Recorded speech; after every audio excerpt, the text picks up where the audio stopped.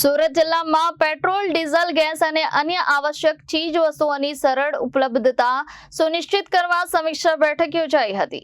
જીએસપીસીના MD Avantika સિંઘના અધ્યક્ષસ્થાને યોજાયેલી બેઠકમાં 30 જૂન સુધી નવા પીએનજી કનેક્શન પર ₹500ના ડિસ્કાઉન્ટની જાહેરાત કરવામાં આવી। સુરત જિલ્લા સેવા સદનમાં જીએસપીસીના એમડી અવંતિકા સિંઘના અધ્યક્ષસ્થાને સમીક્ષા બેઠક યોજાઈ હતી। આ બેઠકમાં જણાવાયું કે રાજ્યમાં ગેસ, પેટ્રોલ, ડીઝલ અને ખાતર સહિતની આવશ્યક ચીજ વસ્તુઓનો પૂરતો જથ્થો ઉપલબ્ધ છે।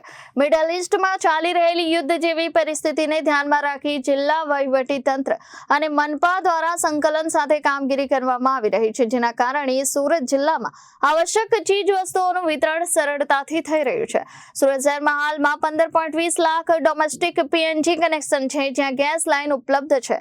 તેવા વિસ્તારોમાં 30 જૂન સુધી નવા પીએનજી કનેક્શન પર અરજી કરનાર ગ્રાહકોને ₹500 ડિસ્કાઉન્ટ આપવામાં આવશે। કનેક્શન બાદ બિલમાં 500ની ક્રેડિટ આપવામાં આવશે।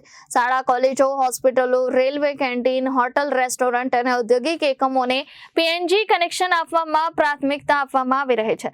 સુરત જિલ્લામાં કોમર્શિયલ પીએનજી માટે 1805 અરજીઓ છે, તેમજ 39 હોસ્પિટલો અને 16 રેલવે કેન્ટીનની અરજીઓ મંજૂર કરવામાં આવી છે।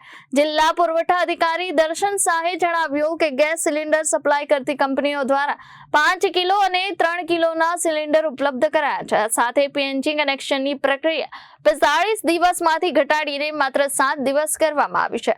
આ બેઠકમાં જિલ્લા collector doctor Saurabh Pardhi, municipal commissioner M Nagarajan સહિત વિવિધ વિભાગના અધિકારીઓ ઉપસ્થિત રહ્યા હતા। Bureau report, Janadesh news, Surat.